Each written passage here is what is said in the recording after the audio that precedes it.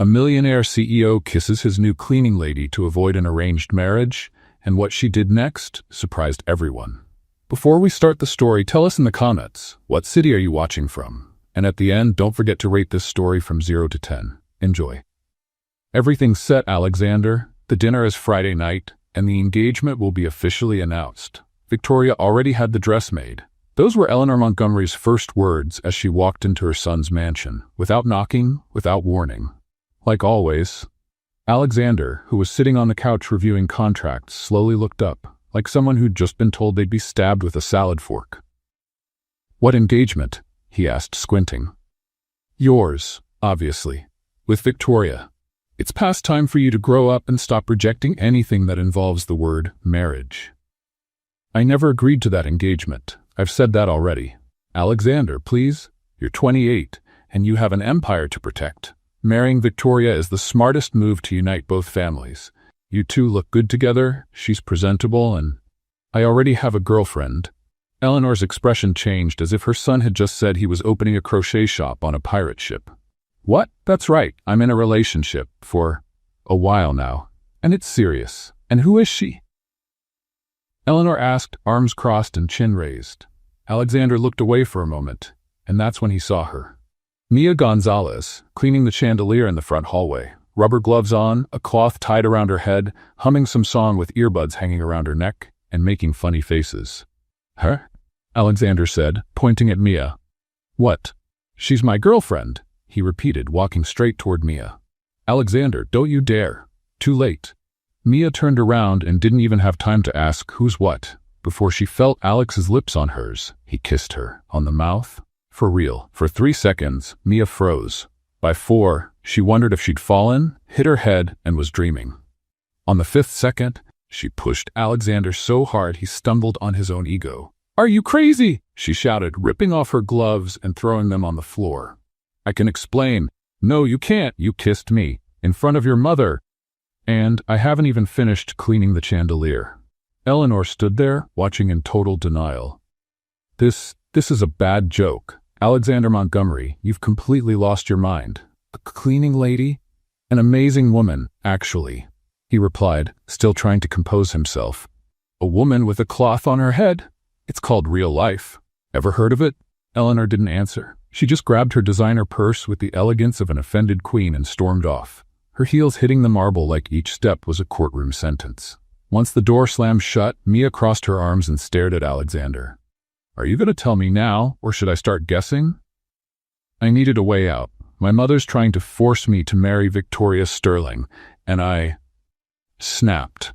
I said I was already dating someone, and you were right there." "Oh, of course. I was just hanging like a bat from the chandelier, so why not make me your fake girlfriend?" "It was a spur-of-the-moment thing." "A spur-of-the-moment thing? If you suddenly felt like starting a new company, fine. But kissing someone out of nowhere? That's not impulse. That's invading someone's cheeks. And life. Look, I'm sorry. Really.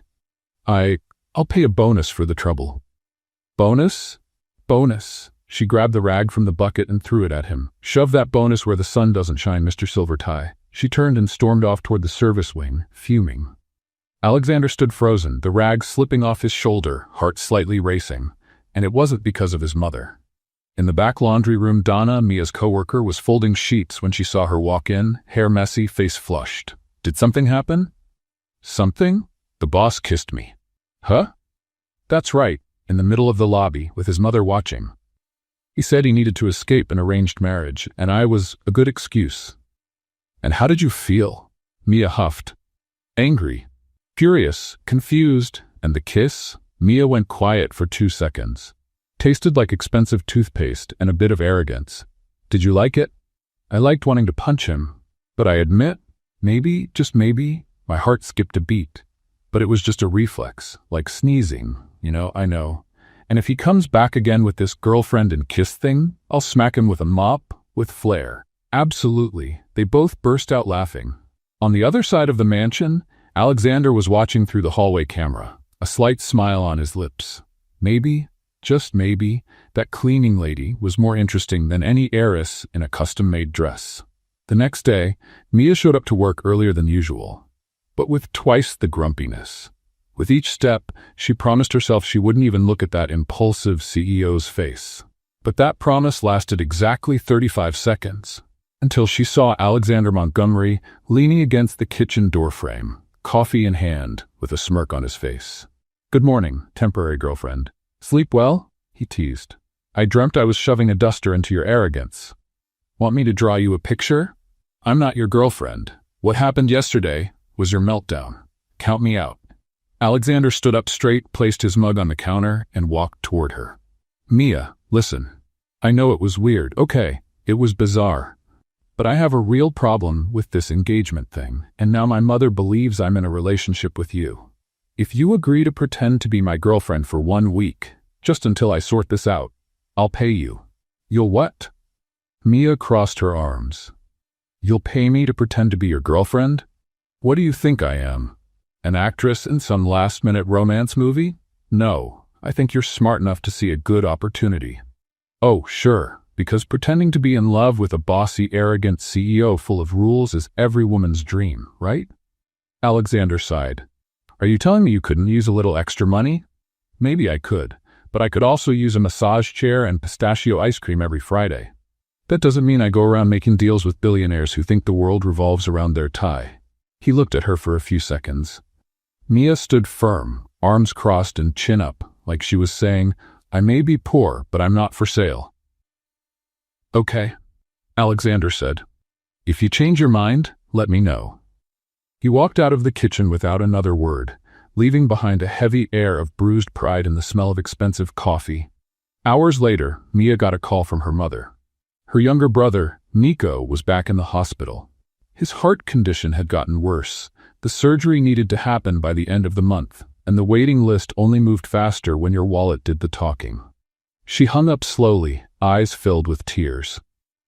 That evening, while mopping the hallway, she saw Alexander sitting by the fireplace, phone in hand. He looked up when he saw her. "Is the offer still on the table?" she asked. He raised an eyebrow. "Until Sunday. $5,000 for the week. It goes straight into your account." "10,000, Mia said. "What?" "10, and with a signed contract. No surprise kisses, no touching without permission. And I have conditions." Alexander leaned back in the chair. "Go ahead." "Rule 1, don't boss me around. I'm not your secretary. I'm not your assistant. I'm not your fancy little pet. All right? Rule 2, no comments about how I look. Not good, not bad. And don't try to dress me up like some personal makeover project. You really have a list, don't you? Rule 3, I'm doing this for my brother. If you're disrespectful, rude, or try to humiliate me, the deal's off, right then and there. Got it?" Alexander looked at her, then he reached out his hand. "Deal." Mia shook it firmly. "Great. Now get out of my way. The floor's not going to clean itself." The next day, the relationship rehearsals began. "We need to practice how we act around others," Alexander said out in the garden. "Start by calling me honey. Would you prefer darling or little devil dressed as a prince?" "Honey is fine," she smiled. "Fake, elegant, defiant. Honey, have you seen my mop? I think I left it in the closet along with my patience." Alexander took a deep breath. "Mia, please, let's try to be convincing." "Of course, sweetheart. After all, who wouldn't believe in a fairy tale romance between a cleaning lady in yellow gloves and a billionaire who's never worn the same pair of socks twice? You know what your problem is? A natural gift for sarcasm? A real issue with authority." She stepped closer with a mocking smile. "And you've got a real problem with people who don't bow down. That's why you're annoyed." "I wasn't born to lower my head." Alexander stayed silent for a few seconds. The truth was, no matter how frustrating she could be, he was starting to admire that fearless attitude. Even if he wouldn't admit it, not even under torture. 3 days after the deal, Alexander walked into the kitchen, looking like he was about to announce the end of the world next Tuesday. "We have a dinner tonight," he said, nervously adjusting his tie. Mia stopped organizing the cleaning supplies and looked at him. "We who? Because if it's you and your guilty conscience, feel free to go without me. You and me. With my family. My mother insisted on getting to know the girlfriend. Oh, of course, because pretending to be your girlfriend in this giant mansion wasn't enough. Now I have to perform on the main stage?" Alexander sighed. "It's just one dinner, Mia. You eat, smile, make a few polite jokes, and that's it. Polite jokes? You do know me, right? My sense of humor didn't come with a manners filter. Please, it's important. She looked at him for a few seconds. There was something vulnerable in the way he asked, something that didn't match his usual controlled attitude. Fine. But if your mother looks at me like I'm a bug in her salad, I'll bite back. And you'll have to deal with the consequences. Deal. At 6 o'clock sharp, Mia came down the main staircase wearing dark jeans, a white top with a fun print, a simple jacket, and a pair of worn but clean boots. Her hair was tied in a high ponytail, and the red lipstick was the final touch. Alexander waited in the hall wearing a dark suit that probably cost more than her yearly salary. When he saw her, he hesitated for a moment. You look fine, Alex said, offering his arm. Thanks for the overwhelming enthusiasm, she replied as she stepped down the last few steps. I hope your family isn't expecting a fashion show.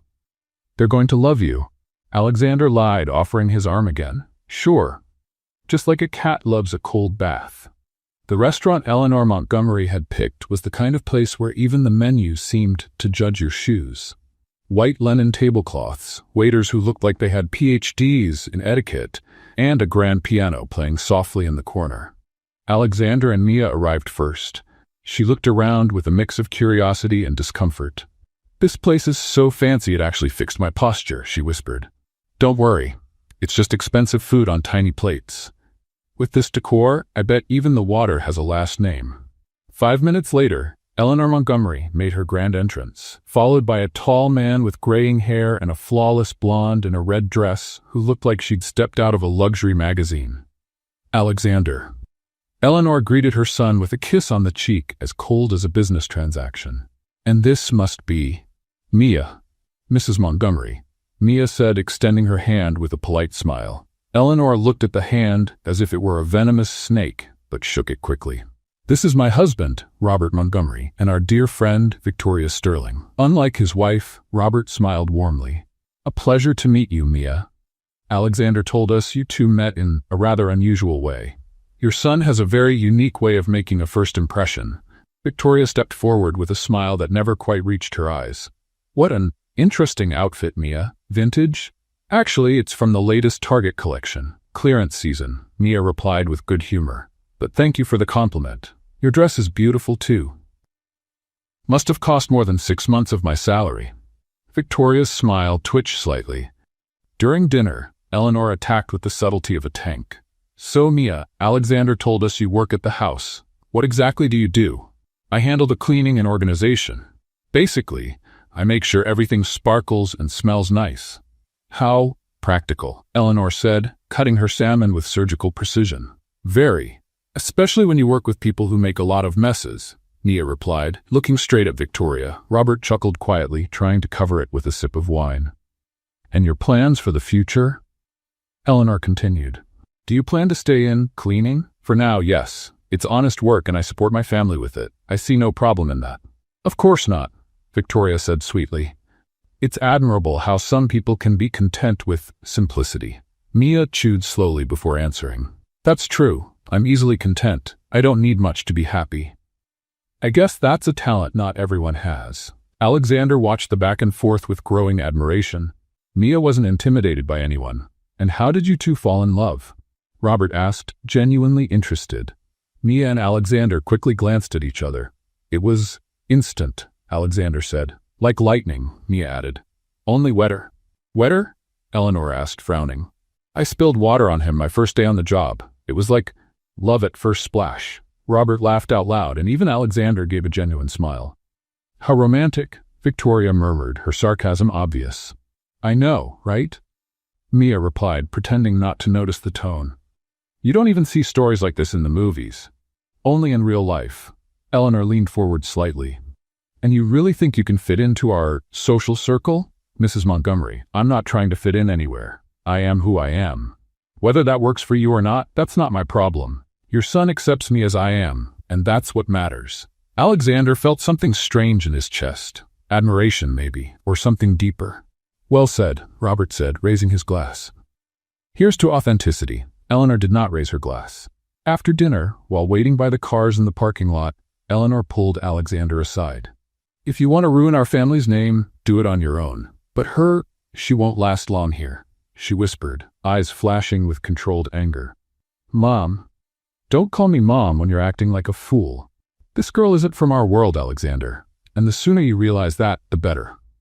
Across the parking lot, Victoria approached Mia. You did well tonight, she said with fake kindness. But that was just the warm-up. Thanks for the warning, Mia replied. But if you think I'm going to run just because the competition showed up, you're wrong. I'm not afraid of a porcelain princess. Victoria gave a cold smile and walked away. In the car, on the way back, Alexander was silent for a long time. You were amazing, he finally said. I was just myself. If that's amazing, your standards are very low. That's not it. It's just, you didn't let yourself be put down. Not even for a second. Mia glanced at him sideways. Did you expect me to bow down? I don't know what I expected. But it wasn't that. And what was that? Alexander hesitated. Brave, authentic, interesting. Careful, boss. At this rate, you might actually end up liking me for real. He smiled but didn't answer. Because honestly, that possibility was starting to not seem so impossible after all. The morning after the disastrous dinner, Mia arrived at the mansion determined to keep things normal. After all, pretending to be Alexander Montgomery's girlfriend was just a temporary job, and the house wasn't going to clean itself. She was in the kitchen organizing utensils when she noticed the old toaster making a strange noise every time someone tried to use it. Small sparks jumped from the frayed cord, and she knew it was only a matter of time before someone got hurt. One more problem to fix, she murmured, grabbing a screwdriver from the tool cabinet. Mia had always been good with repairs. Since she was little, she learned that when something broke at home, you either fixed it yourself or went without. There wasn't money to call a technician for every little problem. She unplugged the toaster and began examining the cord. The problem seemed simple, just a few loose wires that needed reconnecting. Easy fix.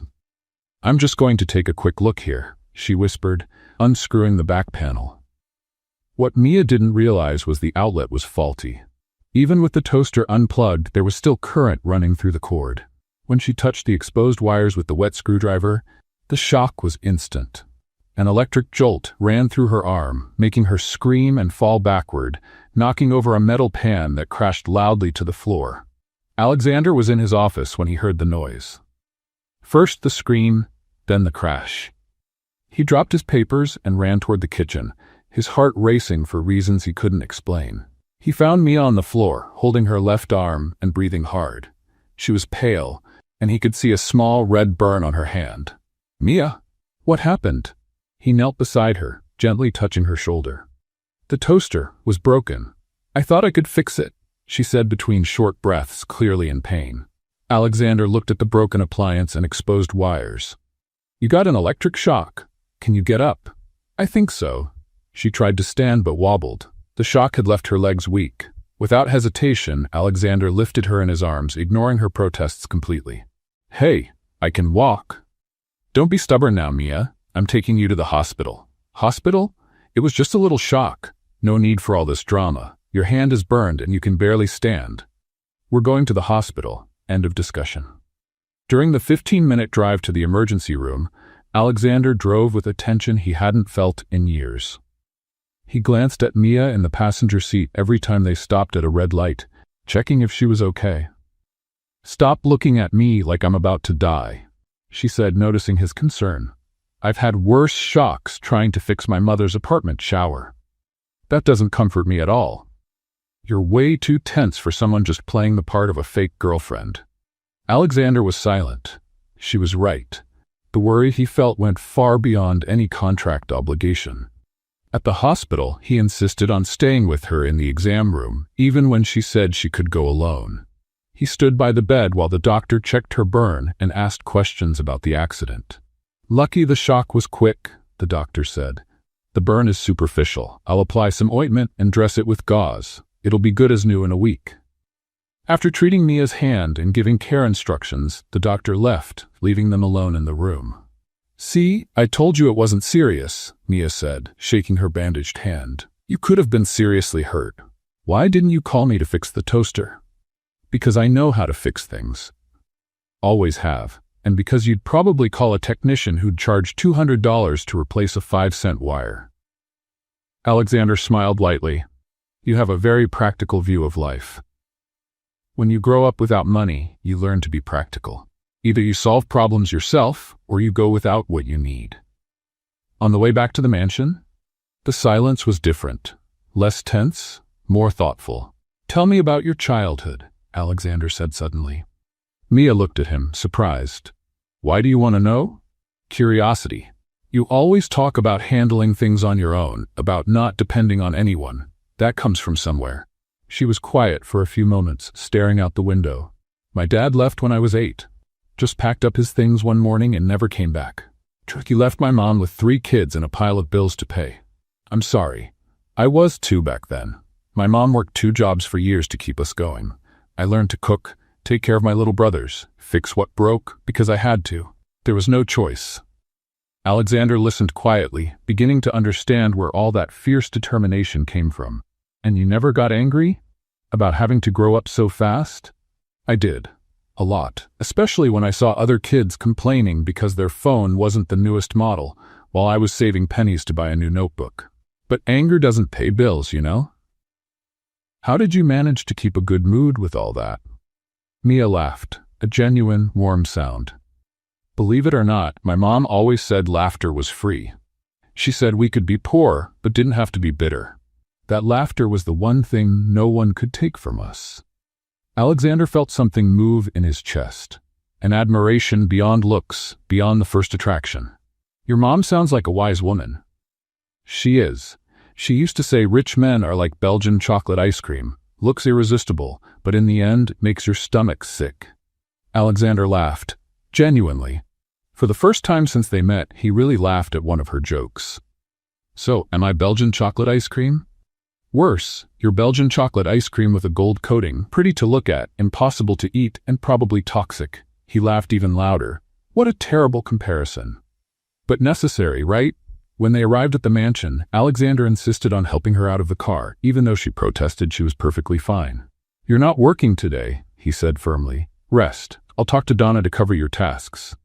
Alexander, it was just a small shock. I can... No. That's an order. Oh, now you're the boss again?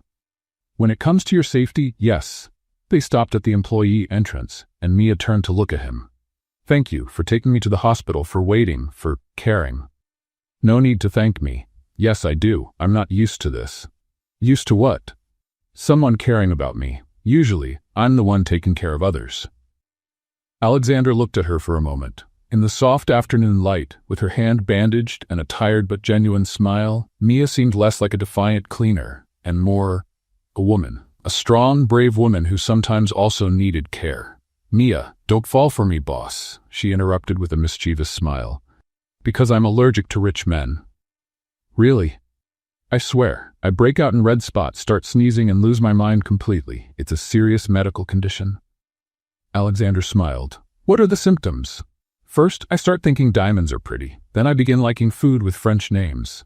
And at the final stage, I start believing champagne is better than soda. Sounds serious. Very. So it's better to keep your distance. For your own safety, of course. She winked and went inside, leaving Alexander standing at the door with a smile on his face and a strange feeling in his chest. Maybe she was right about being allergic to rich men. But he was starting to think he might have a similar condition when it came to stubborn, funny cleaners. And unlike her, he wasn't sure he wanted to be cured. That night, while working in his office, Alexander found himself thinking about the way Mia had talked about her childhood. Her mother, learning to handle things on her own. There was a strength in her he had never seen in any woman in his social circle. Victoria Sterling had never fixed anything in her life. She probably didn't even know how to change a light bulb. But Mia tried to fix a broken toaster because she believed she could solve the problem. He smiled, remembering the joke about Belgian chocolate ice cream. Maybe it was true. Maybe he really was toxic for someone like her. But for the first time in his life, Alexander Montgomery was willing to take the risk and find out. A week after the toaster accident, Alexander showed up in the kitchen wearing a suit even fancier than usual, with a look that mixed determination and nervousness. I need you to come with me to an event tonight, he announced, adjusting his shirt cuffs. Mia, who was preparing a snack, froze with a knife in her hand. What kind of event?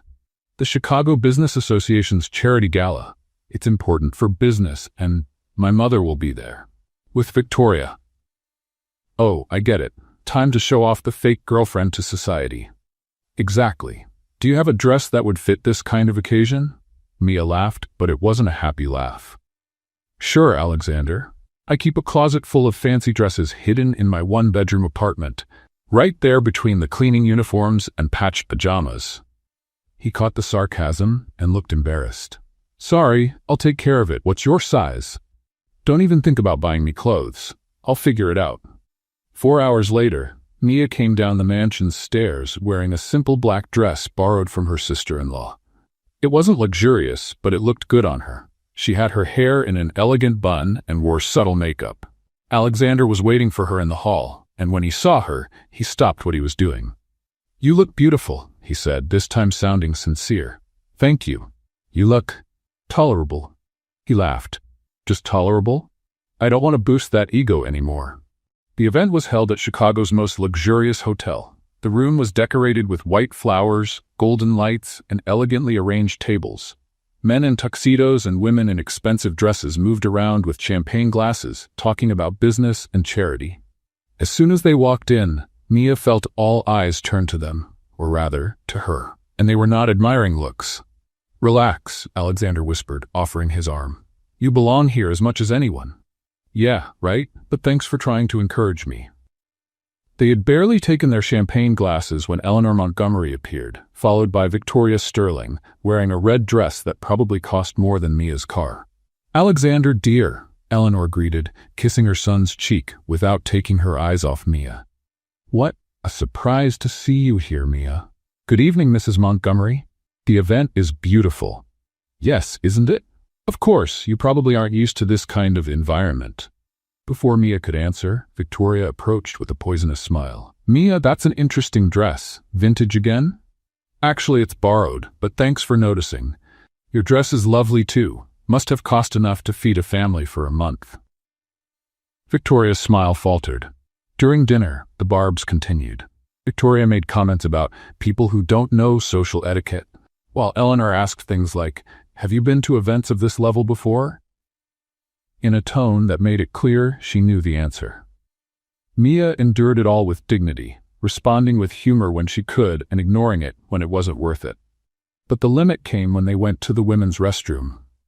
Do you really think you can keep up this act? Victoria asked, reapplying her lipstick in the mirror. What act? Mia replied, washing her hands. Please, a cleaner dating Alexander Montgomery? Everyone here knows that's ridiculous. You're just a temporary distraction. Whether I'm temporary or not is none of your business. Of course it is. I've known Alexander for years. I know what he likes, what he needs, and it's definitely not a employee pretending to be something she's not. Mia turned to face her. You know what I find interesting, Victoria? You're so worried about me, you forgot to ask why Alexander chose a simple cleaner over a porcelain princess like you. Victoria blushed. When he gets tired of this childish game, I'll still be here, just like I've always been. Well, good for you. Must be comfortable living off hope. When they returned to the ballroom, Alexander immediately sensed that something had happened. Victoria's face was tense, and Mia seemed quieter than usual. Everything okay? He whispered to Mia. Perfectly. But it wasn't. For the rest of the evening, Alexander noticed how the other guests looked at Mia, how they whispered as she walked by, how they deliberately left her out of conversations. The breaking point came when a drunk businessman approached their table. Montgomery, so this is the famous girlfriend? He said loudly, attracting attention. Gotta admit, it's a big shift, from socialites to the help. The silence that followed was deafening. Alexander slowly stood up, wearing an expression Mia had never seen before. What did you just say? Oh, come on, Alex. Everyone here knows who she is. No need to pretend. You're going to apologize now? Alexander, you don't have to, Mia murmured, touching his arm. Yes, I do. He stared coldly at the man. You just disrespected my girlfriend. That's unacceptable. Man, I was just apologizing or leaving, your choice. Realizing he had crossed a line, the man mumbled a reluctant apology and walked away. Alexander sat back down, but Mia was already standing. "I'm going to get some air," she said, heading toward the terrace. He followed her. Out on the terrace, with the city lights glowing in the distance, Mia leaned on the railing, taking deep breaths. "Thank you," she said as he approached, "for standing up for me in there." "No need to thank me. That guy was completely out of line." He was, but he wasn't entirely wrong either. "What do you mean?" Mia turned to face him.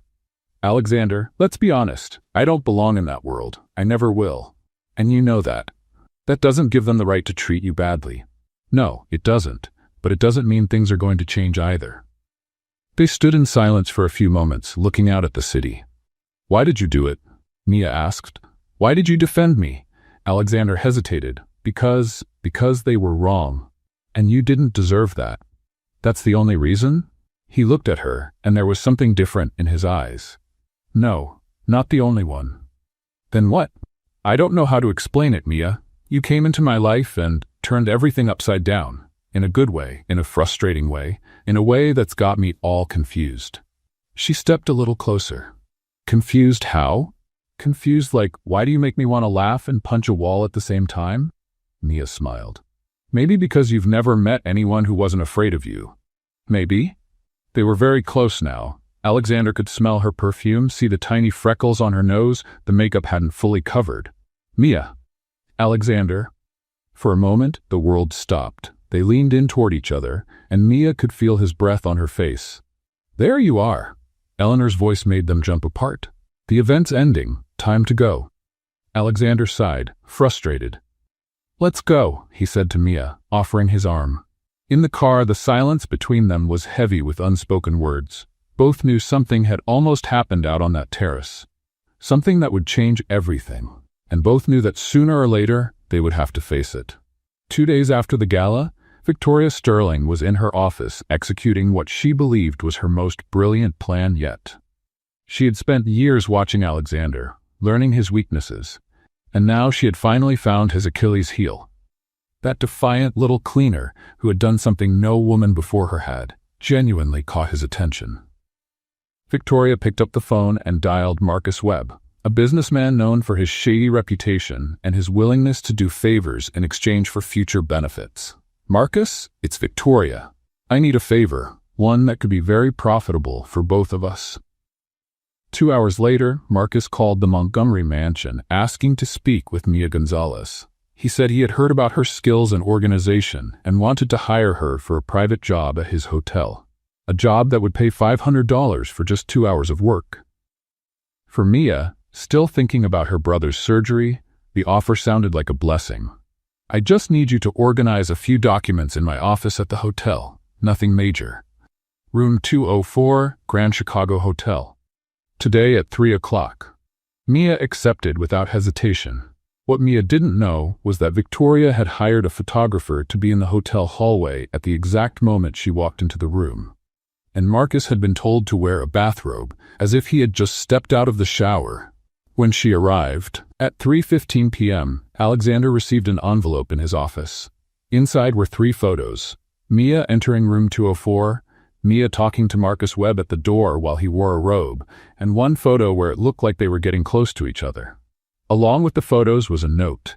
"Thought you should know the kind of woman you've been defending. A concerned friend." Alexander stared at the photos, feeling sick to his stomach. First came disbelief. Then anger, and finally, a kind of pain he hadn't expected. When Mia returned to the mansion at 5 o'clock, she found Alexander waiting for her in the hall, holding the photos, with an expression on his face she had never seen before. "Where were you?" he asked, his voice far too controlled. "Working." "Why do you ask?" He tossed the photos onto the coffee table. "Working where exactly?" Mia looked down at the photos, and the blood drained from her face. "Alexander, I can explain." "Can you? Great. Then explain why you were in Marcus Webb's hotel room this afternoon." "He hired me to organize some documents. That's all it was." "Documents? In his hotel room, with him in a bathrobe." "He said he had just come back from the gym. I didn't know he'd be dressed like that. I didn't even go inside properly. I left right away." "Mia, please, don't treat me like a fool." "I'm not. I'm telling you the truth." Alexander turned his back on her. You know what's pathetic? I actually believed you were different, that there was something real between us. The words hit Mia like a punch to the stomach. Alexander, you can't be serious. You really think I don't know what to think. These pictures speak for themselves. These pictures don't show anything. I was there for 5 minutes. 5 minutes you didn't bother to mention when you got back. Because I didn't think it mattered. It was just a side job. With a married man. In his hotel room. Mia felt tears sting her eyes, but she refused to let them fall. You know what hurts most, Alexander? It's not that you didn't believe me. It's that you didn't even ask. You already judged me before hearing my side. The evidence is clear, Mia. Evidence? Or were you just looking for a reason to end this before it got too real?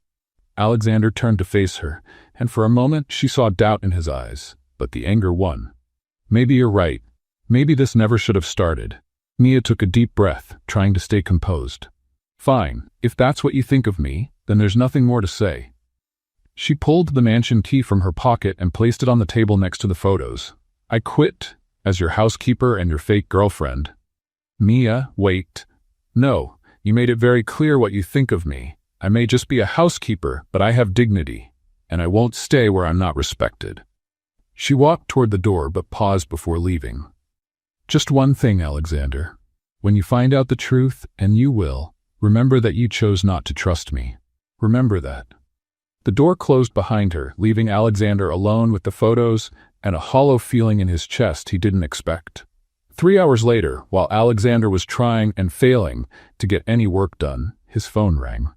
It was James, his personal assistant. Mr. Montgomery? Sorry to bother you, but I thought you should know. I got a strange call from Marcus Webb. What about? He wanted to know if you were happy with the photos. Said Victoria Sterling asked him to call and confirm that everything had gone according to plan. Alexander felt the ground shift beneath him. Say that again. Sir, I think you were set up. Alexander hung up and rushed to his car. 20 minutes later, he was pounding on Marcus Webb's apartment door. When Marcus opened it and saw Alexander's face, all the color drained from his own. Montgomery, You're going to tell me exactly what happened today. Right now. 5 minutes later, Alexander had the full confession. Victoria had paid Marcus to stage the whole scene. She had hired the photographer. She had planned every detail. Mia had been an innocent victim. Back in his car, Alexander grabbed his phone, his hands shaking. He had made the biggest mistake of his life. He had doubted the one person who had never lied to him, who had never tried to manipulate him, who had always been exactly who she claimed to be. Mia's phone rang several times before she picked up. Hello? Mia? It's me. Silence on the other end. Mia, please don't hang up. What do you want, Alexander? Her voice sounded tired, hurt. I found out the truth about the photos, about Marcus. It was all set up by Victoria. More silence. Mia, you were right. I should have trusted you. I should have asked first, accused later. I ruined everything. Yes, you did. Please come back. Alexander, I know I don't deserve it. I know you have no reason to give me another chance. But I need you here. For what? To keep pretending to be your girlfriend? No. Because when you left, the house felt empty. And it wasn't about the cleaning or the order. It was about you. Your laugh in the kitchen. Your sarcastic remarks. The way you're never afraid to speak your mind. Mia stayed quiet for so long, Alexander thought she had hung up. Please, he said, with real desperation in his voice. Let me fix this. I'll think about it, she finally said. I understand. I'll call you tomorrow. The call ended, leaving Alexander alone in the car, his heart racing and a fragile hope growing that maybe, just maybe, he could earn back the trust of the one person who really mattered. For the first time in his life, Alexander Montgomery knew what it meant to miss someone. And it was a feeling he never wanted to have again. Alexander Montgomery had never driven to the south side of Chicago. His GPS usually led him to neighborhoods with French-sounding names and homes that looked like museums. But there he was, on a Thursday afternoon, searching for Mia's address, in an area where the houses were small, the sidewalks cracked, and kids played in the street on bikes that had seen better days. He stopped in front of a one-story house painted in faded blue. A small porch held neatly arranged potted plants, and a rocking chair that looked like it had a lot of stories. The iron gate was open, and he could hear voices and laughter coming from inside. Alexander checked his reflection in the rearview mirror. $1,000 suit, a watch worth more than most people's cars, Italian leather shoes. He looked like an outsider stepping into foreign territory. But Mia hadn't answered any of his calls since yesterday, and he knew he had to do this in person. He knocked on the screen door and a woman in her 50s appeared. She had Mia's same dark eyes and a warm but cautious smile. "Can I help you?" "Mrs. Gonzalez? I'm Alexander Montgomery. I work with Mia." The woman's expression changed instantly. "Oh, you're the boss." "Yes, ma'am. I'd like to speak with her if that's okay." Carmen Gonzalez looked him over head to toe as if she could see right through the expensive suit. "Maya!" she called into the house. "Your boss is here."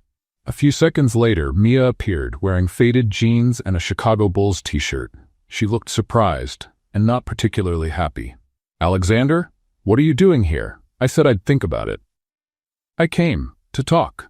Please, you haven't answered my calls, and I had to come." Carmen glanced between the two of them. "Well, since you're already here, come on in. I'm not leaving anyone out on the porch like some door-to-door salesman." "Mom, that's not necessary." "Mia Gonzalez, where are your manners? Come in, young man. I just made coffee." Alexander followed both women into the house.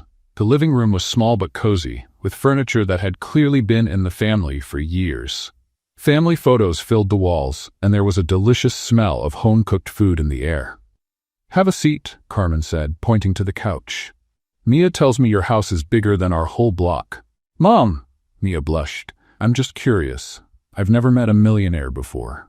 A boy about 16 came in from the kitchen, thinner than he should have been for his age, but with a bright smile. "This must be the famous boss," he said, offering his hand. "I'm Nico. Thanks for giving my annoying sister a job." "Nice to meet you, Nico. Mia talks about you all the time. Hope it's the good stuff. She threatens me at least 3 times a day." Alexander gave his first real smile in days. "Only the good stuff, promise." Carmen brought in coffee, served in mismatched but clean cups. "So, Mr. Montgomery, what brings you to our humble home?"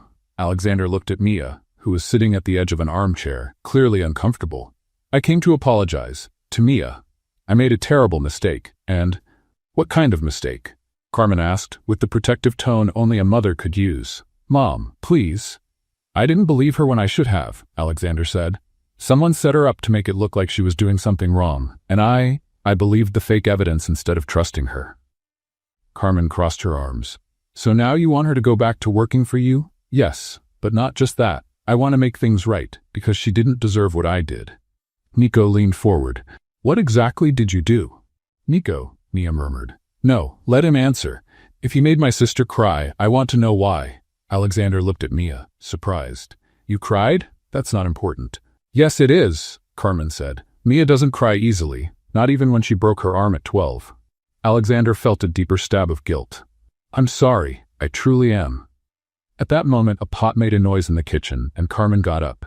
"Dinner's almost ready. Do you eat chicken and rice, Mr. Montgomery?" Yes." "Great, stay for dinner. That way you two can talk properly." "Mom, he probably has other plans." "I'd love to stay," Alexander said quickly, "if it's no trouble." An hour later, Alexander was sitting at a small wooden table that barely fit 4 people, eating rice, roasted chicken, and salad on mismatched but clean plates. Carmen was telling embarrassing childhood stories about Mia. Nico talked about his plans to study engineering once his health improved, and Mia went back and forth between laughing and being mortified. "And then she decided she'd fix the iron all by herself," Carmen was saying. "She was 8 years old. Nearly electrocuted the whole house." "Seems like a pattern," Alexander said, looking at Mia. "She tried to fix my toaster last week." "And how did that go?" "She got shocked and I had to take her to the hospital." "Mia," Carmen and Nico said at the same time. "It wasn't that bad," Mia defended herself. After dinner, while Carmen and Nico went to the living room to watch their show, Mia started washing the dishes. Alexander stood up from the table. "Let me help." "You don't have to."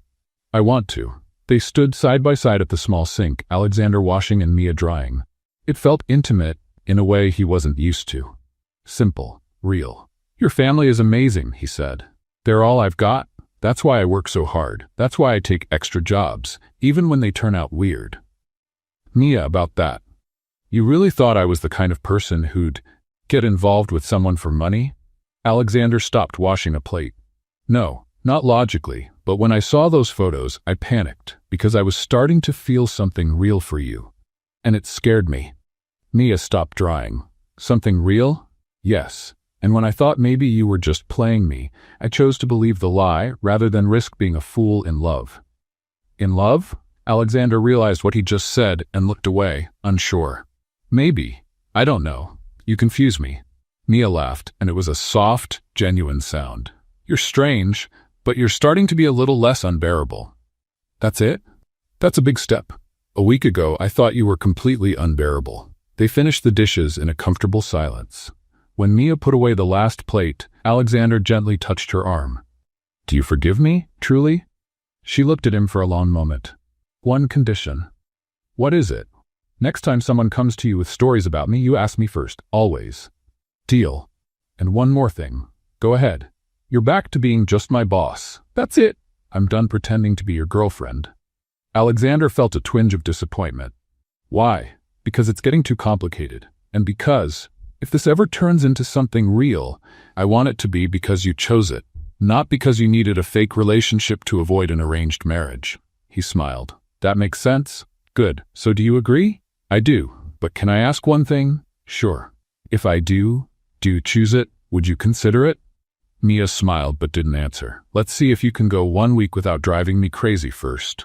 When Alexander left the Gonzalez home that night, he knew 3 things. First, that he had just met the most welcoming family he'd ever known. Second, that Mia Gonzalez was even more special than he had thought. And third, that he was completely, hopelessly falling for her. And this time, he wasn't afraid to admit it. The next morning, Mia returned to the Montgomery mansion with a strange feeling in her chest. It was like coming back to a familiar place that had quietly changed while she was gone. Alexander met her at the door, wearing jeans and a casual shirt, a rare sight that almost made her ask if he was feeling okay. Good morning, he said with a hesitant smile. Good morning, boss, she answered, stressing the last word. About that, I've got a problem.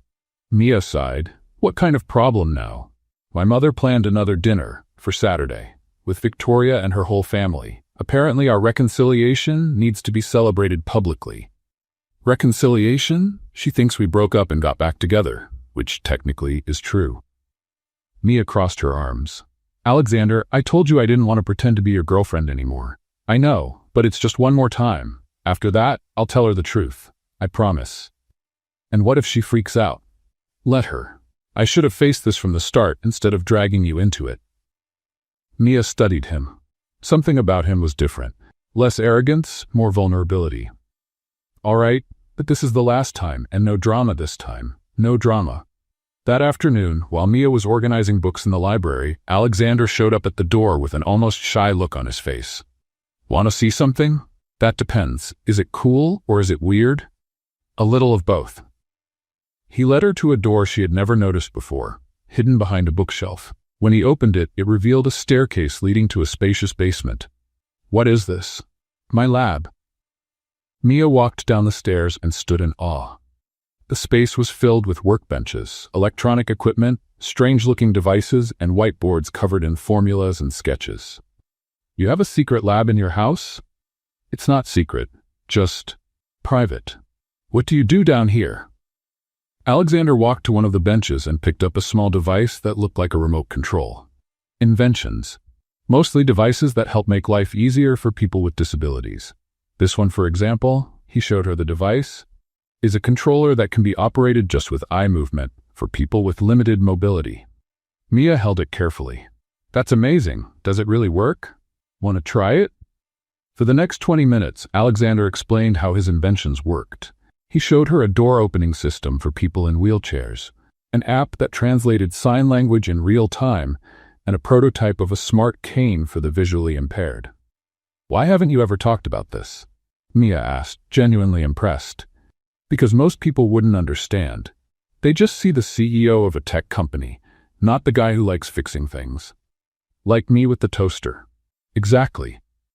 except you almost electrocuted yourself and I wear safety gear." They laughed together and Mia felt something shift in her chest. "You're full of surprises, you know that?" "So are you. Who would have thought a cleaning lady would make me question everything in my life?" They looked at each other for a moment, until Mia looked away. "Let's go back upstairs. I still have work to do." That evening, Mia was finishing cleaning the kitchen when she heard music coming from the terrace. It was soft, instrumental music. Curious, she went to check. Alexander was on the terrace, adjusting a small sound system. He had lit a few candles and placed 2 glasses of wine on a small table. "What is this?" "Practice," he said. "For Saturday. They'll probably expect to see us dance together. We need to look convincing." "Oh, right. Practice." But there was something in the way he said it that didn't sound like just practice. "Do you know how to dance?" he asked. "A little. My mom taught me when I was little. And you?" "Mandatory lessons in childhood, part of the Air education package." Alexander held out his hand.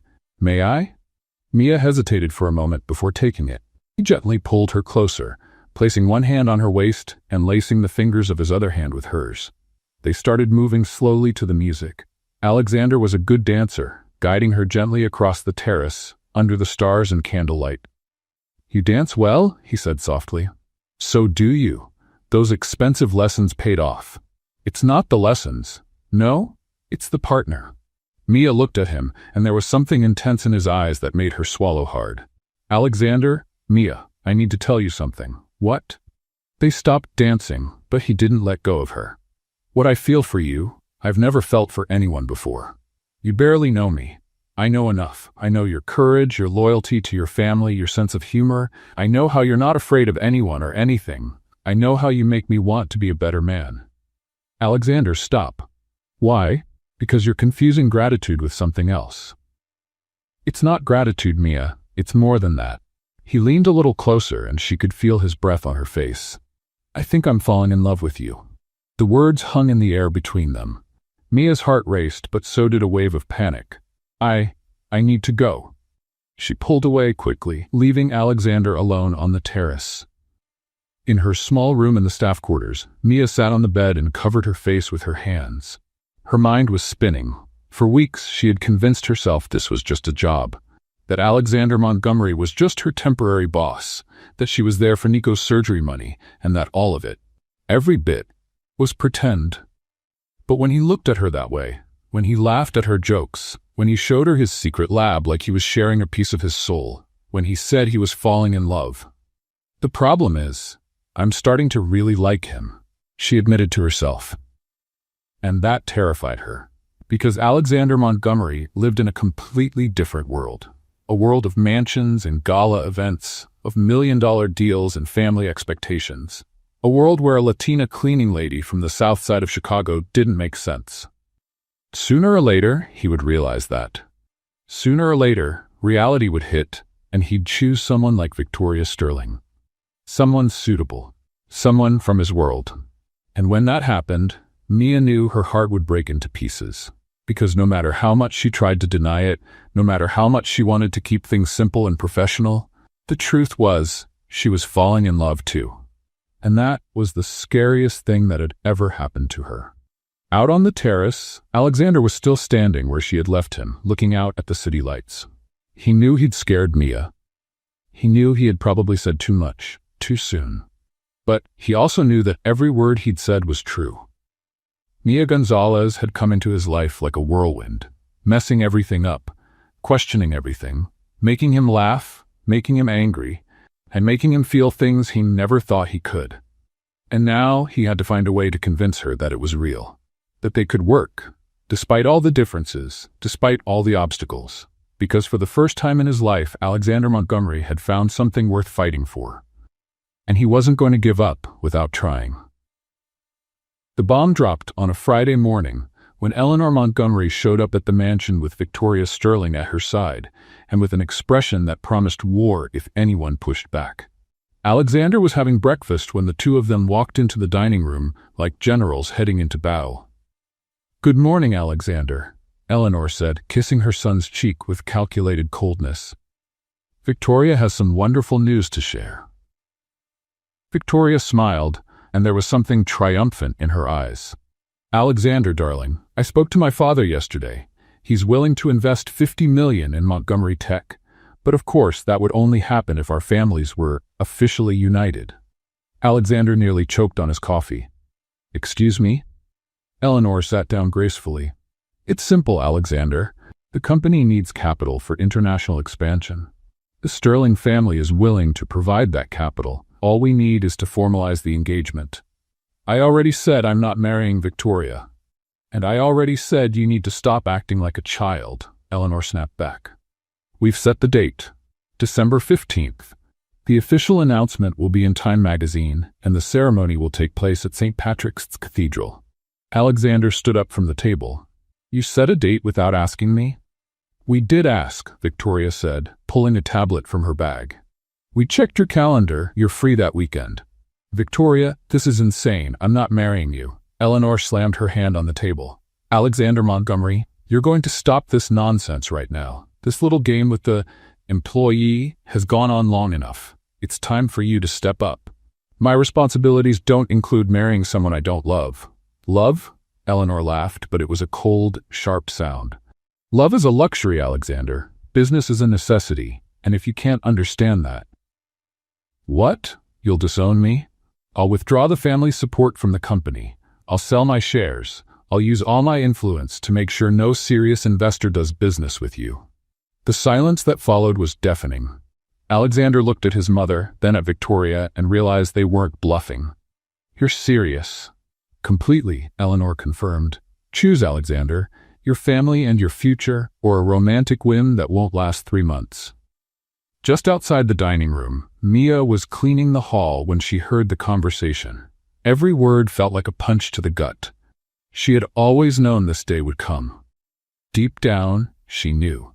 Alexander Montgomery belonged to a world where marriages were business deals, where love came after profit, where people like her were nothing more than temporary distractions. Victoria kept speaking. "Alexander, be reasonable. We've known each other for years. We're socially compatible, we share common interests, and our union would benefit both families. This phase you're going through is understandable, but it has to end." "It's not a phase." "Of course it is," Eleanor said. "You're confusing novelty with passion. That's normal for a man your age, but now it's time to grow up." Alexander was quiet for a long moment. "I need to think." "There's nothing to think about," Victoria said. "It's the obvious choice." "I still need time," he replied. Eleanor stood up. "You have until Monday. If we don't have an answer by then, I'll assume you've chosen irresponsibility, and I'll act accordingly." After they left, Alexander remained alone in the dining room, staring out the window without really seeing anything. $50 million. The company he had built from the ground up, the family legacy. All of it depended on a decision he didn't want to make. Later that day, Alexander locked himself in the office to work, but he couldn't concentrate. Every spreadsheet he opened, every report he tried to read, everything reminded him of his mother's threat. Without the family's support, he could lose everything. The company would face serious trouble. Hundreds of employees could lose their jobs. And for what? For a cleaning woman who wasn't even sure she wanted to be with him? Around 6 in the evening, he was almost convinced Eleanor was right. Maybe he was being immature. Maybe an arranged marriage wasn't so bad. Maybe. Mia appeared in the doorway. "Can I come in?" "Of course." She walked up to his desk but didn't sit. "I heard the conversation this morning." Alexander sighed. "Mia? No, let me speak first. I understand the situation. I understand that you have responsibilities, that the company matters, that your family has expectations. And there is no and. I just wanted to say, if you decide to marry Victoria, I get it, really." Alexander looked at her, surprised. "You get it? Yes, you've got an empire to protect, people who depend on you. That's a lot to risk over whatever this is between us. Mia, what we have is complicated, and maybe not enough to be worth all this trouble." She turned to leave, but stopped at the door. "Just be happy, okay? However you can." That night, Mia finished her shift and went to her room. She knew she wouldn't be able to sleep, so she sat at the small desk and took out a sheet of paper. For an hour, she wrote and erased, wrote and erased. Finally, she managed to put everything she wanted to say into words. When she was done, She folded the letter carefully and went up to Alexander's room. The door was closed, but she could see light under the crack. He was still awake. She slipped the letter under the door and went back to her room. 2 hours later, Alexander found the letter as he was getting ready for bed. He recognized Mia's handwriting right away. Alexander, when I was little, my mom always said, life is made of choices. Some are easy, others are impossible. But in the end, you have to be able to look in the mirror and like the person you see. I know you're in a tough spot. I know your family is pressuring you, that the company is on the line, and that it's all much more complicated than I can fully understand. That's why I've decided to make things easier for you. I'm leaving tomorrow morning, not because I'm angry or hurt, but because you need to make this decision without worrying about me. You need to choose what's best for your life, not what you think I want to hear. If you choose Victoria and the life your family wants for you, I'll understand, truly. I won't hold a grudge. I'll even hope the two of you find happiness. But if you choose another path, if you decide to fight for what you truly want, then come find me, because I'll be waiting. Just one thing, Alex. Choose you first. For the first time in your life, make a choice that's yours. Not your mother's, not the company's, not based on what people will say. Yours. You deserve to be happy, in whatever way you choose. Thank you for everything. Mia, P.S. That new toaster you bought? It's working perfectly. No repairs needed. Alexander read the letter 3 times. Then he sat on the edge of his bed and put his head in his hands. Mia was leaving. To make things easier for him, so he could make a decision without guilt. She was protecting him, even if it meant walking away. And at that moment, Alexander Montgomery knew exactly what he had to do. For the first time in his life, he was going to choose for himself. And he hoped it wasn't too late. Alexander didn't sleep at all Friday night. At 5 in the morning on Saturday, he was still awake, reading Mia's letter for the 10th time. By 7, he had made the decision that would change his life forever. At 8, he called James, his assistant.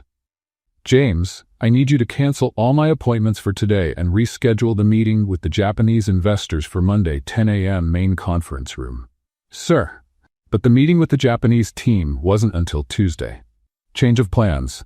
And James, I want you to invite my mother, Victoria Sterling, and all the board members. Tell them it's about the future of the company. It's urgent. Yes, sir. Anything else? Yes. Don't let Mia leave today. If she tries to go, come up with any excuse. Say there's a cleaning emergency or something. Sir? Just trust me. On Saturday morning, Mia woke up with a strange feeling in her chest. She had planned to leave early, before Alexander woke up, to avoid any awkward goodbyes. But when she went down to the kitchen, she found James waiting for her. Mia, glad you're here early. We've got an emergency. What kind of emergency? Mr. Montgomery's meeting with Japanese investors on Monday, and apparently the cleaning service canceled last minute. He specifically asked for you to handle the conference room. Mia sighed. Of course, there'd be one last task. All right, where is this room? 20th floor of the Montgomery Tech Building. I'll give you the address. Monday came with a cloudy Chicago sky. Mia had been in the conference room since 8 in the morning, making sure every detail was perfect. It was an impressive room, with a giant mahogany table, leather chairs, and a panoramic view of the city. At 9:40, she was finishing polishing the table when she heard voices in the hallway. A lot of voices. That's odd, she murmured. I thought it was just the Japanese investors. She was putting away the cleaning supplies when the door opened and people began to walk in, but they weren't Japanese. It was Eleanor Montgomery, Victoria Sterling, several men in suits she didn't recognize, and Mia, Eleanor said, clearly surprised. What are you doing here? I was cleaning for the meeting. Victoria looked her up and down. Alexander invited the cleaning lady to a business meeting? Before Mia could respond, Alexander walked into the room. He wore his best suit, but there was something different in his eyes. Determination. Nerves. And when he saw Mia, relief. Perfect. Everyone's here. Alexander, Eleanor said, why is the employee still here? The meeting is about to begin. Actually, Mother, she needs to stay. This meeting is about her. Mia felt the blood drain from her face. Alexander, what are you doing? What I should have done weeks ago. He took his place at the head of the table, looking around at everyone present. Thank you all for coming. I know I called this meeting last minute, but I needed to speak to you about the future of Montgomery Tech, and about my future." Eleanor frowned. "Alexander, if this is about the marriage proposal, we've already discussed it. It's exactly about that, and about much more." Alexander took a deep breath. "For years you've told me what to do, how to act, who to marry, and I went along with it because I thought it was the right thing, because I thought family and business mattered more than personal happiness." Victoria shifted uncomfortably in her seat. "But I was wrong. Not about family being important, not about the company being a priority, but about sacrificing who I am for who you all think I should be." He looked directly at Mia, who was leaning against the wall, clearly wishing she could disappear. "A few weeks ago, an incredible woman came into my life and changed everything. She made me laugh when I thought I'd forgotten how. She made me question things I'd always accepted. She made me want to be a better version of myself." "Alexander," Eleanor murmured, starting to see where this was going. "She's brave when I'm afraid. She's real when I'm pretending. She's loyal when I'm selfish. And she loves me not in spite of my flaws, but with them." Mia felt tears sting her eyes. "And I've realized I love her too. More than I ever thought I could love anyone." Victoria stood up suddenly. "Alexander, you've completely lost your mind." "No, Victoria. I've finally found it." He walked over to Mia, who stood frozen, tears in her eyes and still holding a cleaning cloth like it might protect her. "Mia Gonzalez, you walked into my life when I least expected it and turned everything upside down. You taught me that love isn't about convenience. You taught me that family isn't just blood, it's who chooses to stay. You taught me that sometimes the bravest thing we can do is choose to be happy." Eleanor tried to cut in. "Alexander, this is absurd. You can't possibly." "Yes, I can, and I will." Alexander dropped to one knee, right there in the conference room, in front of everyone. "Before I go any further, Mia, will you marry me?" The silence that followed was absolute. Mia looked at him kneeling on the floor, then at everyone in the room staring at her, then back at him. "You're out of your mind," she whispered. "Completely. So, would you marry a crazy man?" The tears Mia had been holding in finally fell. "Alexander, are you sure? Your family, your company, they'll have to accept me the way I am, with the choices I've made.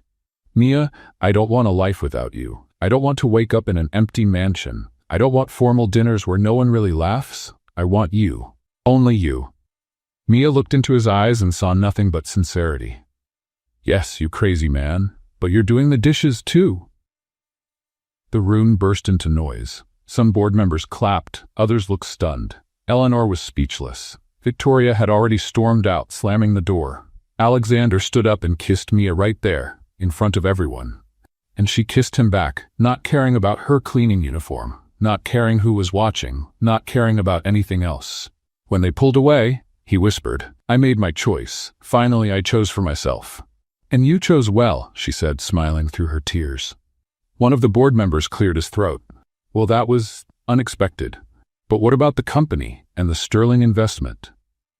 Alexander turned around, still holding Mia's hand. "We'll find other investors. We'll grow at our own pace. And if that means starting smaller, starting over, that's okay. At least I'll be doing it with the person I chose, not the one you chose for me." Eleanor finally found her voice. "Alexander, you can't be serious. I've never been more serious in my life, Mother, and I hope with time you'll understand." He looked at Mia. "Ready for an interesting life? With you? It'll definitely be an adventure." And so on the 20th floor of a corporate office, Alexander Montgomery chose love over convenience, happiness over obligation, and Mia Gonzalez over anyone else in the world. And they both knew he'd made the right choice. Victoria Sterling was not the kind of woman who accepted defeat with grace. 3 days after Alexander's public proposal, she was in her office putting a plan in motion that would make Montgomery Tech regret ever turning her down. For years, she'd had access to inside information through Eleanor. Negotiations, market strategies, prototype codes not yet patented. Information that, in the right hands, could destroy everything Alexander had built. On Thursday morning, she made 3 phone calls. One to an investigative journalist known for exposing corporate scandals, another to Montgomery Tech's biggest competitor, and the third to a hacker who owed the Sterling family a few favors. I want everything leaked, she told the journalist. Business strategies, prototypes and development, confidential contracts, everything. By 2 p.m., the first bomb went off. TechScoop published a devastating article, Montgomery Tech, Questionable Practices and Industrial Secrets Exposed. The report revealed intimate details about upcoming product launches, confidential contracts, and even hinted at unethical practices. None of which were true, but all sounded believable. Alexander was in a meeting with the marketing team when James rushed into the room. Sir, we have a problem. A big one. Within 2 hours, Montgomery Tech stock had dropped 20%. 3 major contracts were canceled. Investors began calling, demanding answers. How did this leak? Alexander asked, staring at the reports spread across the table. This was all confidential. Sir, said Sarah, the head of security, someone with internal access did this. Someone who knew our protocols. Alexander didn't need to be a genius to know who it was. At that same moment, Mia was in the mansion kitchen preparing dinner when Victoria appeared in the doorway. She wore a red dress and a smile that spelled trouble. Hello, Mia. I assume you've seen the news? Mia turned, still holding the knife she'd been using to chop vegetables. What news? About your fiancé's company going down the drain. What a shame. Looks like choosing love over logic has its consequences. It was you. Me? Victoria feigned surprise. I simply shared information that was within my reach, information a smart person would have protected more carefully. Mia set the knife down on the cutting board and turned fully to face her. You took down an entire company because you couldn't handle rejection. I protected my interests, and I showed Alexander what happens when you choose the wrong person. The wrong person? Mia laughed, but it wasn't a happy sound. Victoria, do you want to know the difference between you and me? Enlighten me. When things get hard, I roll up my sleeves and fix them. You burn everything down and blame someone else. What a touching philosophy. Unfortunately, it won't save the company. Mia walked toward Victoria with a calmness that didn't match the storm in her eyes. You're right. Philosophy doesn't save a company. But do you know what does? People who genuinely care. People who work together. People who don't give up when things get hard. And you think you and Alexander can? Me and Alexander, along with every employee who believes in this company. Yes. Because you made a mistake, Victoria. What mistake? You thought that by destroying the company you'd destroy what we have, but you forgot one thing. Real relationships get stronger in hard times, not weaker. Victoria stepped back. We'll see. Yes, we will. And when you do, you'll realize you threw away the chance to be part of something special, all because your pride was hurt. After Victoria left, Mia called Alexander. Love, where are you? At the office, trying to put out fires. I'm coming over, and I'm bringing reinforcements. What reinforcements? You'll see. An hour later, Mia arrived at Montgomery Tech with an unexpected group. Donna and 3 other cleaning staff, Carlos the gardener, Miguel the doorman, and 6 others who worked in roles the corporate elite rarely noticed. What are you all doing here? Alexander asked, surprised. Saving the company, Mia replied. Donna has a degree in accounting. Carlos studied engineering before becoming a gardener. Miguel worked in marketing for 15 years before he was let go because of his age, and it goes on. Mia, I don't understand.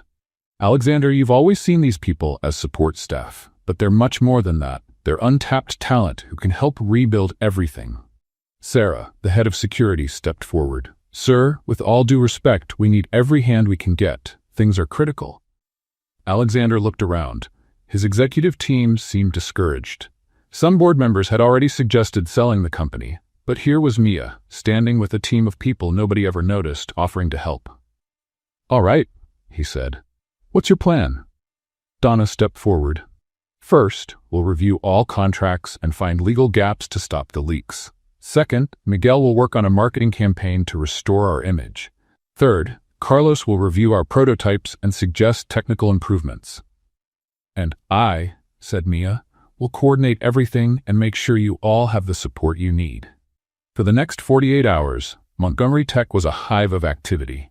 Executives worked side by side with janitors. Managers picked up efficiency tips from doormen. The strict hierarchy dissolved, replaced by real collaboration. Miguel created a campaign called The Real Montgomery, that featured actual employees, their stories, and their contributions.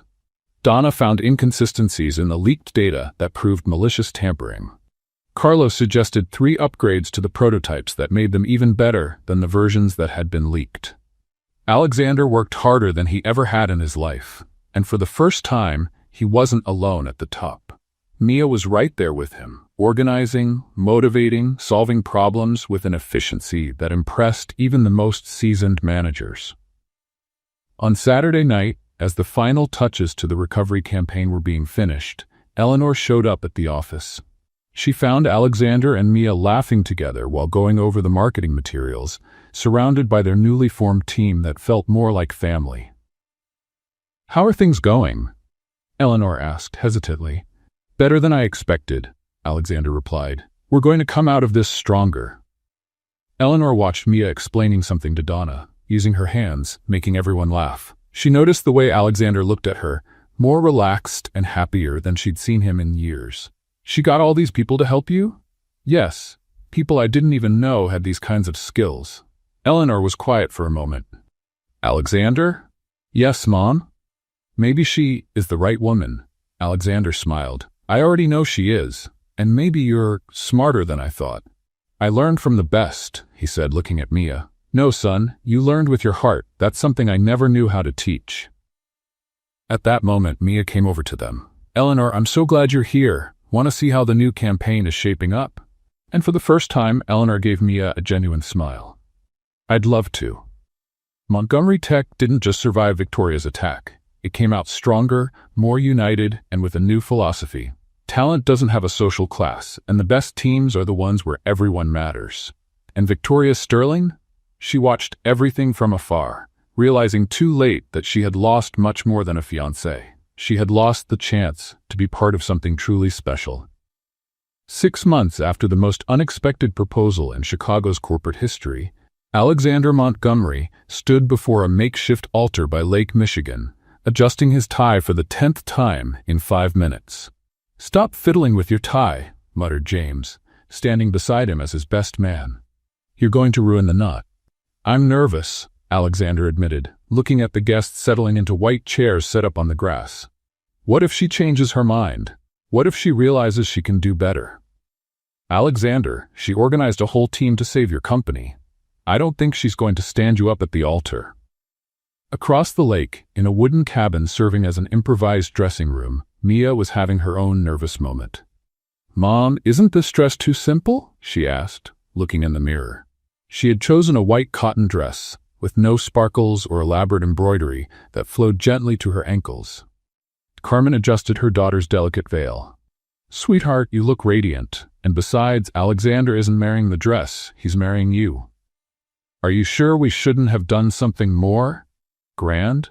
Donna, helping with the last touches of makeup, laughed. "Mia, you're doing this exactly the way you are. Simple, real, and full of love. It's perfect." Nico appeared at the door, looking sharp in a borrowed suit, but wearing a smile worth $1 million. "Ready, sis? The groom looks like he's going to faint if you take any longer." Meanwhile, the guests settled in a mix never seen before at Chicago's high society weddings. In the front row, Eleanor Montgomery sat next to Carmen Gonzalez, the two animatedly discussing family recipes. Right behind them, Montgomery Tech executives shared space with cleaning staff, gardeners, and doormen, all dressed in their best clothes. Sarah, the security manager, was explaining to Miguel, the former doorman now leading the marketing department, how she had come to know the groom. "I worked with him for 5 years and never saw him smile as much as he has these past few months," she said. In the third row, 3 board members whispered about how the company had doubled in value since Alexander embraced operational diversity, as they pompously called his realization that smart people exist at every level of the hierarchy. The violinist, a local musician who played in the park on weekends, started playing and everyone stood. Alexander turned and felt his heart stop. Mia was walking toward the altar on Nico's arm, who had insisted on escorting her in place of their father, who had abandoned them. She smiled that smile that had captured Alexander from day one, but there was something different now. A calmness, a deep happiness that made her practically glow. When they reached the altar, Nico kissed his sister's forehead and whispered, "Be happy, sis. You deserve it." He shook Alexander's hand firmly. "Take good care of her, or I'll come after you." "Don't worry," Alexander replied, unable to take his eyes off Mia. The pastor, a young and friendly man Alexander had found while researching casual weddings, smiled at the couple. "Welcome everyone to this special moment." Alexander and Mia chose to celebrate their love here, outdoors, surrounded by the people who matter most to them. And before we officially begin, they'd like to say a few words. Alexander took a deep breath. "Mia, 6 months ago you came into my life and turned everything upside down. You taught me that family isn't just about sharing a last name, but about who chooses to stay when things get hard. You taught me that success isn't about having more money, but having people who truly care. And you taught me that sometimes the bravest thing we can do is be vulnerable." He swallowed hard, feeling tears sting his eyes. "You came into my life like a hurricane, destroying all my certainties, and I'm grateful for it every day, because now I know what it means to wake up every day wanting to be a better person." Some people in the audience were already crying. Eleanor discreetly wiped her eyes with a lace handkerchief. Mia smiled through her own tears. "Alexander, you're the most stubborn, controlling, and complicated person I've ever met," she began, causing laughter in the crowd. "But you're also the most loyal, generous, and funny. You made me believe fairy tales exist, just not the way we see in the movies." She held his hands firmly. "You taught me that love isn't about agreeing on everything, but about choosing to fight the world together when it's needed. You showed me that sometimes the right person shows up at the most unexpected time, in the most unlikely place. And you taught me that it's worth taking risks when it's for something that really matters." "Now," said the pastor, "let's get to the rings." James handed over the simple gold rings they had picked out together at a small jewelry store downtown, far from the fancy shops Eleanor had suggested. "Alexander, do you take Mia to be your wife, promising to love, respect, and support her through all of life's moments?" "I do," Alexander said, his voice breaking with emotion. "Mia, do you take Alexander to be your husband, promising to love, respect, and support him through all of life's moments?" "I do," she replied, slipping the ring onto his finger with hands that trembled slightly. "Then, by the power vested in me, I now pronounce you husband and wife. Alexander, you may kiss the bride." The kiss was long, passionate, and full of promises. The crowd burst into applause, cheers, and whistles. Donna shouted, "Finally," loud enough to scare the seagulls by the lake, but the surprise came when they pulled apart. Mia took a small bag of rice from her bouquet and poured it at Alexander's feet. "What are you doing?" he asked, laughing. "It's a family tradition," she explained. "Rice means prosperity, and it also means you're still my boss. But now I'm in charge of the heart of the company." Alexander laughed out loud and kissed her again. "Always in charge, huh?" "Always." The celebration that followed was a wonderful mix of cultures, social classes, and traditions. The band played everything from classical waltzes to Latin salsa. Eleanor danced with Carlos the gardener and found out he was a great partner. Carmen taught merengue steps to 3 suited executives who had more fun than they had in years. Mia and Alexander opened the dance with a simple waltz, but soon they were surrounded by all the guests in a group dance that mixed elegance with relaxation. "Happy?" Alexander asked, spinning Mia as everyone clapped. "Happier than happy. Complete. Even knowing you'll have to put up with me every day? Especially knowing that." When the music ended and they kissed once more, under the golden sunset over Lake Michigan, surrounded by people who truly loved them, Alexander Montgomery and Mia Gonzalez Montgomery knew they had found something rarer than any fortune. They had found each other.